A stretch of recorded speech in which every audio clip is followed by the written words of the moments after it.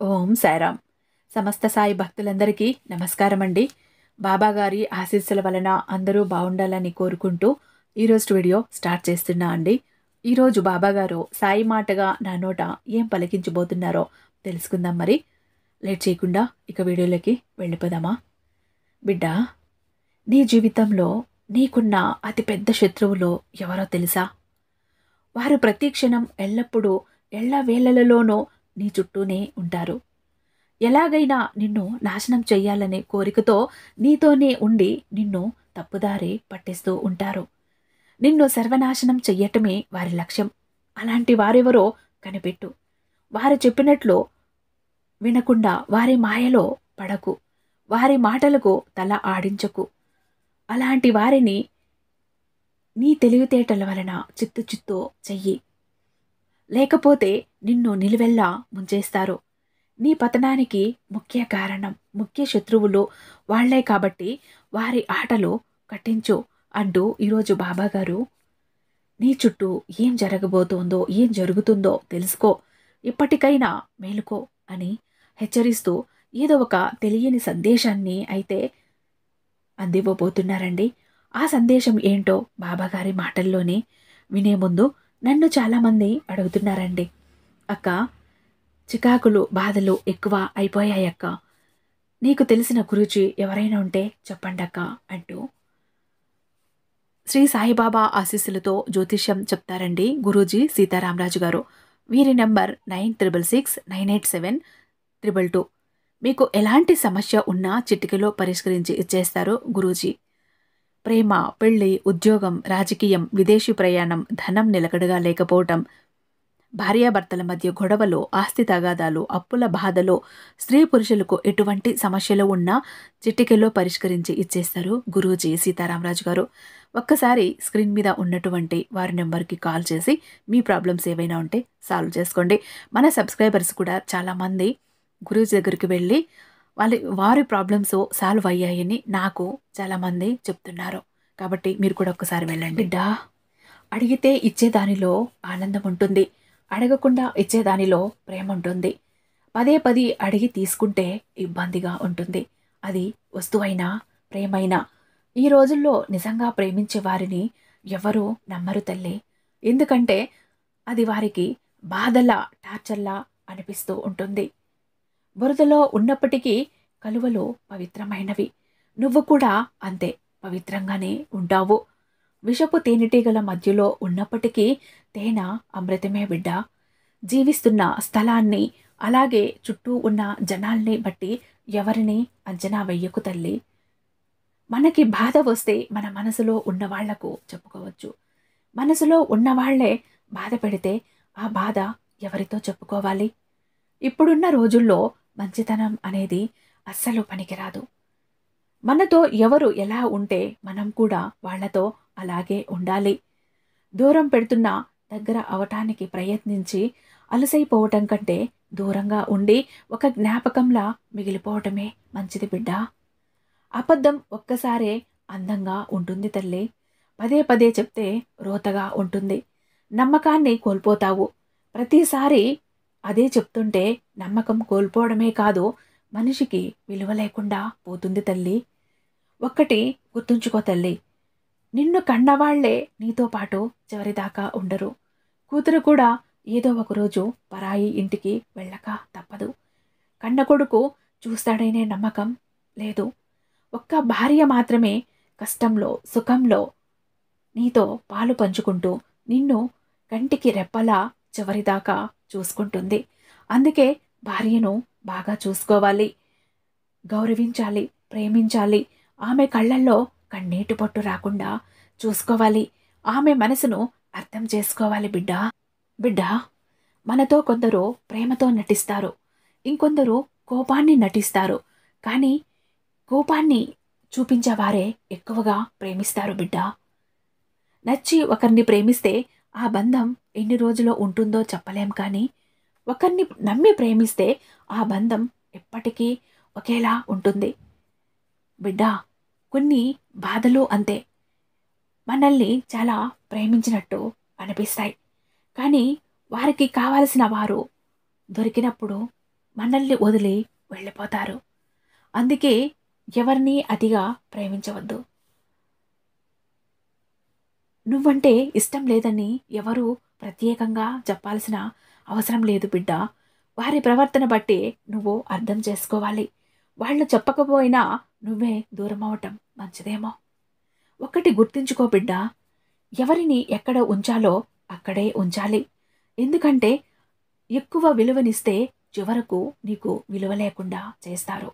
బిడ్డా, 20 సంవత్సరాలు దాటిన తర్వాత కూడా ఇంకా తండ్రి సంపాదన మీద బ్రతుకుతున్నాడు అంటే నా దృష్టిలో వాడి శరీరం ఇంట్లో ఉన్నా ఒకటే, శ్మశానంలో ఉన్నా ఒకటే. నిన్ను ఎవరైనా అర్థం చేసుకున్నా చేసుకోకపోయినా ఏమీ పర్వాలేదు, కానీ నువ్వు ప్రేమించిన వ్యక్తి అర్థం చేసుకోకపోతే చాలా బాధగా ఉంటుంది. చచ్చాక శవానికి నిప్పు పెట్టే వారికంటే బ్రతుకున్నప్పుడే మనసుకి నొప్పి నిప్పును అంటించేవారే ఎక్కువైపోయారు బిడ్డ ఈ లోకంలో. ఈ రోజుల్లో శ్రీరామచంద్రమూర్తి లాంటి భర్తలు లేరు, సీతాదేవి లాంటి భార్యలు లేరు. పేరుకే కాపరాలు చేస్తున్నారు తల్లి. ఎవరు ఒకరినొకరు అర్థం చేసుకోవటం లేదు. నేనంటే నేనే అంటూ పోటాపోటీగా ఆధిపత్యం చూపించటంలో పోటీ పడుతున్నారు. ఎవరి కలల ప్రపంచంలో వారు మునిగి తేలుతున్నారు. అందరికీ నచ్చేలా ఉండాలి అంటే నువ్వు నిన్ను కోల్పోతావు బిడ్డా. నీకు నచ్చినట్టు నువ్వు ఉండాలంటే చాలామందిని కోల్పోవాలి. నీ జీవితంలో ఎంతోమంది పరిచయం అవుతారు, కానీ కొందరు మాత్రమే నీకు జీవితాంతం నీతో ప్రయాణిస్తారు బిడ్డ. కొన్ని మార్చుకోవాలి, కొన్ని నేర్చుకోవాలి, కొన్ని మర్చిపోవాలి, కొన్ని వద్దనుకోవాలి, కొన్ని వదిలేయాలి. అప్పుడే నీకు మనశ్శాంతి దొరుకుతుంది. తీయటి నీరు నింపుకున్న బావి మౌనంగానే ఉంటుంది. అదే ఉప్పు నీటితో ఉన్న సముద్రం గర్విస్తూ ఉంటుంది. అలాగే అజ్ఞాని అరుస్తూ ఉంటాడు, జ్ఞాని మౌనంగా ఉంటాడు. కొన్ని బాధలు ఎలా ఉంటాయి అంటే బిడ్డ, ఎవ్వరికీ చెప్పుకోలేవు, ఎవ్వరి ముందు ఏడవలేవు. నీలో నువ్వు బాధపడుతూ ఏడవటం తప్ప నీ జీవితంలో సంతోషంగా ఉండాలంటే ఆస్తులే అవసరం లేదు. నిన్ను ఆస్తిగా భావించేవాళ్ళు నీకు తోడుగా ఉంటే చాలు. మౌనంగా ఉన్న ప్రతి మనిషి మనశ్శాంతిగా ఉన్నట్లు కాదు బిడ్డ. మనసులో ఎవరికీ చెప్పుకోలేనంత బాధ ఉన్నప్పుడు కూడా మౌనంగానే ఉంటాడు తల్లి.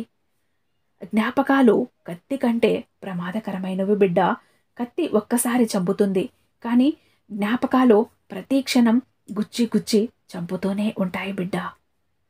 నిలబడ్డం నేర్చుకో, ఒంటరిగా కలబడటం నేర్చుకో. సింహంలాగా ఎక్కడైనా బ్రతుకుతావు. అలా ఉంటే నువ్వే ఒక మహారాజులా ఉంటావు బిడ్డ. నీకు 100 కోట్లు ఆస్తులు ఉన్నా 100 ఏళ్ళు బ్రతకలేవు. నీవు 10 ఇళ్ళు కట్టుకున్నా ఉండేది మాత్రం ఒక్క ఇంట్లోనే. డబ్బులను సంపాదించటం కాదు తల్లి, మనుషులను సంపాదించటం నేర్చుకో. అదే నీకు విలువైన ఆస్తి బిడ్డ. అన్ని చెప్పుకునేలా స్నేహం ఉండాలి, అన్ని పంచుకునేలా బంధం ఉండాలి అని గుర్తుంచుకో. అది కష్టమైన, సుఖమైన, నష్టమైన, లాభమైన, ప్రేమైన, కోపమైనా సరే. బిడ్డ, తగ్గుతున్నావంటే తప్పు చేశావని కాదు, బంధానికి విలువనిస్తున్నావని. అబద్ధం చెప్పేవాడు 1,00,000 చెప్తాడు బిడ్డ. ఎందుకంటే వారి దగ్గర 1,00,000 కథలు సిద్ధంగా ఉంటాయి కాబట్టి. నిజం చెప్పేవాడు ఒకే విషయాన్ని పదే పదే చెప్తాడు. ఎందుకంటే బిడ్డ, నిజం అనేది ఒక్కటి మాత్రమే ఉంటుంది కాబట్టి. ఒకటి గుర్తించుకో తల్లి, దేవుడు నీకు కష్టాలు ఇచ్చేది నిన్ను బాధ పెట్టాలని కాదు. ఎంతమంది నీతో నిజాయితీగా ఉన్నారనేది, ఎంతమంది నటిస్తున్నారనేది నీకు తెలియజేయటానికి మాత్రమే బిడ్డ. ఒక అమ్మాయి మగాడిలా మొండి ధైర్యం చేసింది అంటే బరి తెగించిందని కాదు బిడ్డ. మోయలేని బరువు తన మీద పడిందని అర్థం. భర్త లేని ఆడదే బాధ్యత కలదని, బరి తెగించిందని అర్థం కాదు. బాల్యంలో బట్టలు మురికిగా ఉంటాయి, కానీ మనసు స్వచ్ఛంగా ఉంటుంది. పెద్ద అయ్యాక బట్టలు స్వచ్ఛంగా ఉంటాయి, కానీ మనసే మలినమైపోతుంది బిడ్డ. అలా ఇప్పుడు కానివ్వకు బిడ్డ. శత్రువులు ఎవరన్నది చెప్తాను. వారు ఎవరో తెలుసుకొని వారితో జాగ్రత్తగా ఉండు. వారితో ఏ మాత్రం ఏమరపాటుగా ఉన్నా పతనం అవ్వక తప్పదు. వారెవరో తెలుసా తల్లే? నీ శరీరంలో ఉండే ఆ ఇద్దరు శత్రువులు ఎవరో తెలుసా? ఒకటి గుండె, 2 మెదడు.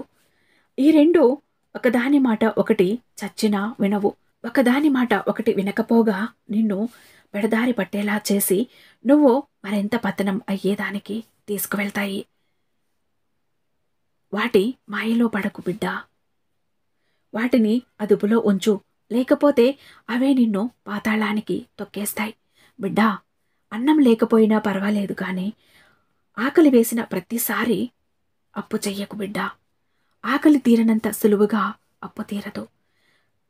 నువ్వు చేసే ప్రతి పనికి, ప్రతి తప్పులకి, ప్రతి పొరపాట్లకి, తడబాట్లకి మనసు, మెదడే కారణంగా భావించు. వాటి ఇష్టానికి వాటిని వదలకు బిడ్డా. మనసు, మెదడు వెళ్ళిన చోటకు నువ్వు వెళ్ళకు. కష్టాలు తప్పవు. వాటిని అణచి ఉంచు. వాటిని నీ కంట్రోల్లోకి తెచ్చుకో. అప్పుడే నువ్వొక అద్భుతమైన వ్యక్తిగా 10 మందికి మార్గదర్శకంగా ఉంటావు అంటూ ఈరోజు బాబాగారు చాలా అద్భుతమైన సందేశాలను పంపారండి. నిజానికి ఇందులో మీకు ఏవైనా నచ్చితే మీ జీవితంలో కూడా అప్లికేబుల్ చేసుకొని, మీ జీవితాన్ని బంగారు భవిష్యత్తుగా చేసుకొని, మీరొక అద్భుతమైన వ్యక్తిగా నిలబడేలా చెయ్యమని ఆ బాబాగారిని కోరుతూ, బాబాగారి ఆశీస్సులు మీ మీద ఎల్లప్పుడూ ఉండాలని మనస్ఫూర్తిగా ఇంకొకసారి కోరుకుంటూ, రేపు మరొక మంచి వీడియోతో మీ ముందుంటాను. అంతటిదాకా సర్వేజన సుఖినో భవంతు. ఓం సాయిరాం.